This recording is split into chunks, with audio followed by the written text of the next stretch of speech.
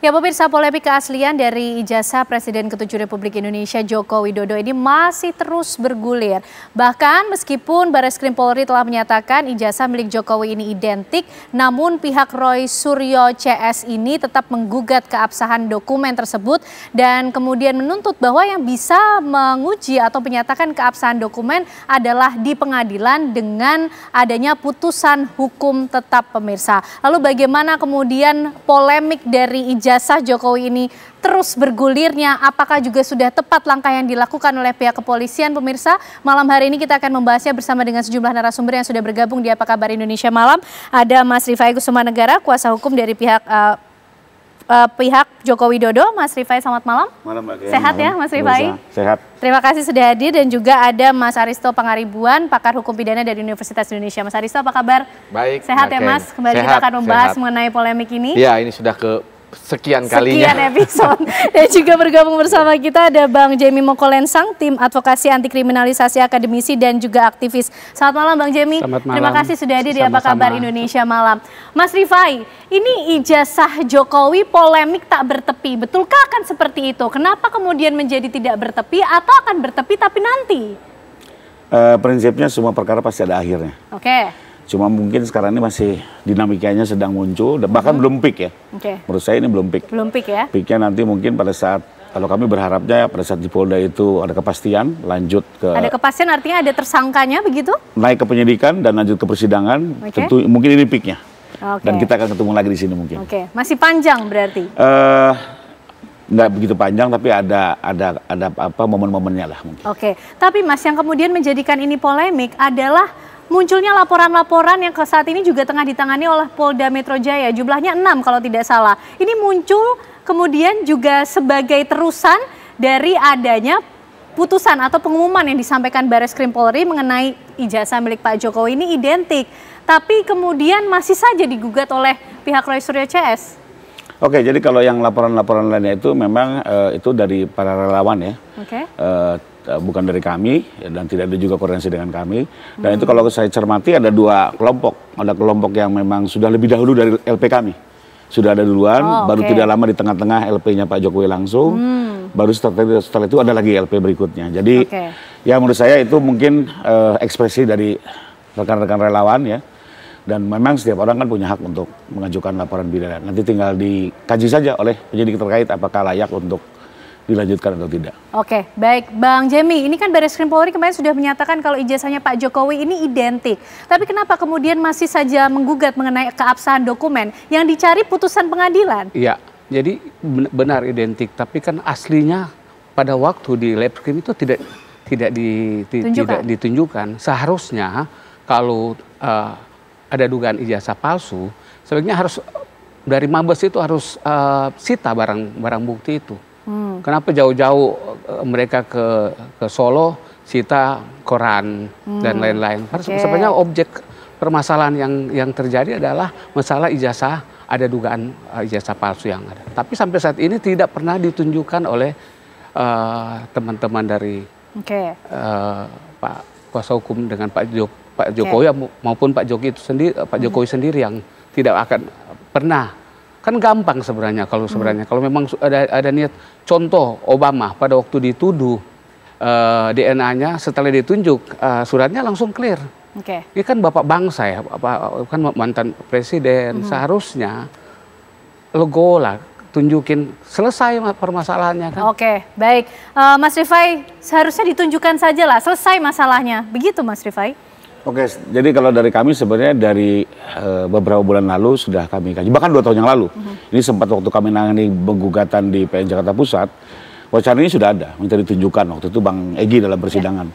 Tapi memang kami melihat permintaan ini tidak berdasar. Pertama, kami melihat tidak ada kewajiban kami untuk menunjukkan. Kedua, ditunjukkan pun sebenarnya sulit untuk dinyatakan asli atau tidak asli, karena keaslian sebuah dokumen, apalagi yang analog, itu memang harus melalui forensik. Nggak mungkin dengan kasat mata lalu orang mendebak-debak asli atau tidak asli.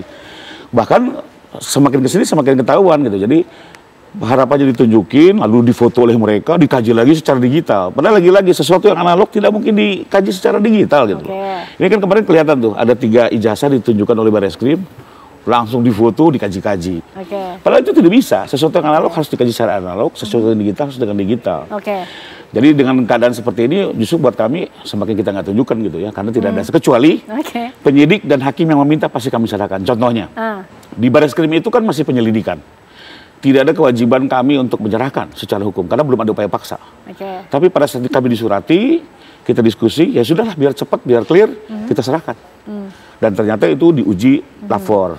Lalu kemudian setelah Pak Jokowi diperiksa, ternyata dikembalikan langsung ke Pak Jokowi ya.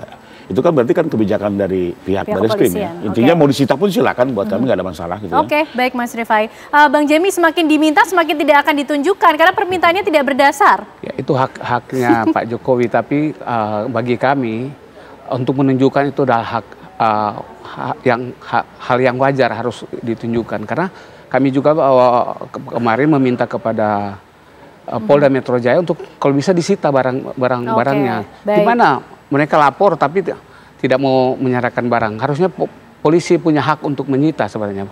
Baik. Nah, Mas Aristo ini kalau masing-masing punya hak hukum gitu kan dalam kedudukannya. Tapi yang seharusnya seperti apa sih Mas dalam proses penyelidikan tersebut mengenai barang buktinya itu sendiri, boleh ditunjukkan kepada siapa atau siapa yang boleh meminta? Begini, sebelum menjawab pertanyaan itu ya, saya mau helikopter view dulu sedikit nih apa yang terjadi nih ya sekali lagi ya. Jadi pertama, Bang Rifai ini sebagai kuasa hukum Jokowi, saya kan pernah mengatakan di sini sebenarnya ini kalau posisinya ini udah menang 3-0. Nah, angka 3 itu ada maknanya. Nah, nanti saya jelaskan. Tapi yang pertama udah menang 3-0 kenapa? Pertama 3-0 untuk siapa nih, Mas Aristo? Untuk Pak Jokowi.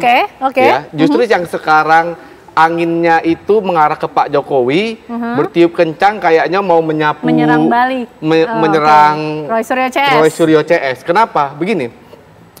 Harus dibedakan yang namanya legal truth ya dan actual truth. Apa itu maksudnya legal truth? Kebenaran formal. Kebenaran formal ini sekarang sudah bertiup ke arah Pak Rifai dan kawan-kawan. Apa maksudnya? Pertama, otoritas sudah mengatakan UGM itu ijazahnya asli. Kemudian itu identik lapor Bareskrim.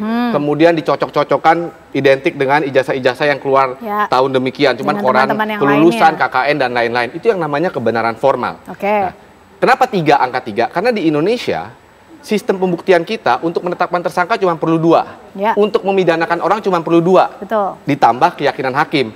Nah ini kalau kita jumlah akumulasi buktinya itu sudah lebih dari 2. Makanya saya bilang 3. Itu pembuktian sederhana, ya. Itu sederhana, tetapi juga terlalu rendah menurut pendapat saya. Artinya kebenaran formal ini sudah mengarah ke Pak Rifai dan kawan-kawan, sudah memihak ke Pak Rifai dan kawan-kawan. Seharusnya mestinya kualitatif bukan kuantitatif, tapi itu persoalan yang lain.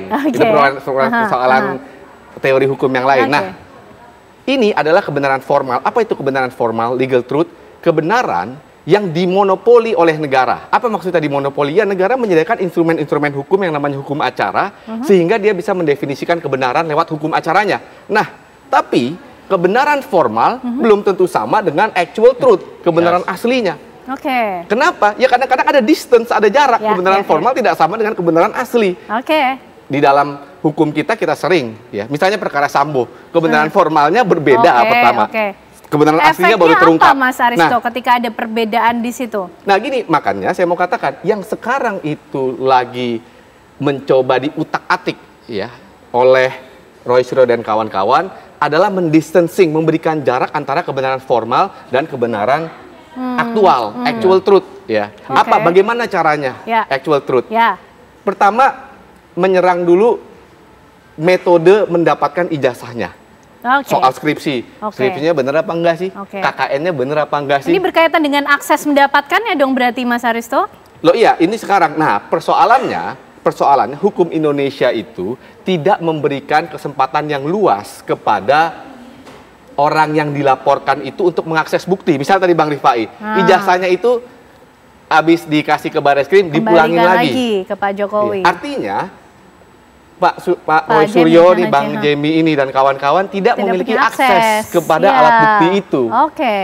Padahal KUHAP itu mengatakan begini kira-kira. KUHAP hanya mengatakan dalam penyidikan boleh mengajukan saksi dan ahli yang meringankan. Dalam pengadilan juga. Nah kalau ada ahli yang meringankan tapi nggak ada akses buktinya bagaimana? Nah selama ini tidak ditunjukkan, sudah pasti kita akan ribut terus. Karena tidak ada, karena pihak-pihak Bang Jemi ini tidak diberikan instrumen untuk memberikan jarak antara legal truth dan actual truth. Dan nampaknya tidak akan pernah ditunjukkan tuh Mas Aristo. Nah, tadi kata Bang Rifai mau ditunjukkan. Katanya kalau hakim yang meminta. Dan saya harap kalau hakim misalnya ya, amit-amit nih, kalau klien Bang Jemi itu sampai jadi terdakwa ya, itu harus ditunjukkan dan kliennya Bang Jemi harus diberikan akses kepada alat bukti itu dan mengajukan ahli untuk menilai. Harus dong, kalau orang ada yang ngeklaim, negara kamu monopoli kebenaran, nggak betul kebenaran kamu, dia harus diberikan akses. Dia harus diberikan akses untuk memberikan jarak terhadap kebenaran itu. Di satu sistem yang ideal, mestinya yang namanya kebenaran hukum dan kebenaran aktual itu mestinya sama. Tapi kita tahu kita tidak living in ideal world. Jadi sah-sah saja menurut saya memberikan jarak itu. Dan yang lebih penting lagi, harus diberikan kesempatan untuk kliennya Bang Jemi ya untuk membuktikan bahwa ada jarak. Apa misalnya ada jarak tadi? Baik Mas Aristo. Gitu, baik. Nah, Bang Jemi ini menarik nih tadi kalau mengutip apa yang disampaikan Mas Aristo, kedudukannya sayang sekali 3-0 nih untuk pihaknya Pak Jokowi. Pasti ingin menanggapi, tapi ditahan dulu Bang Jemi, ditahan ya. Nanti ditanggapinya usai jeda pemirsa, kami kembali untuk Anda.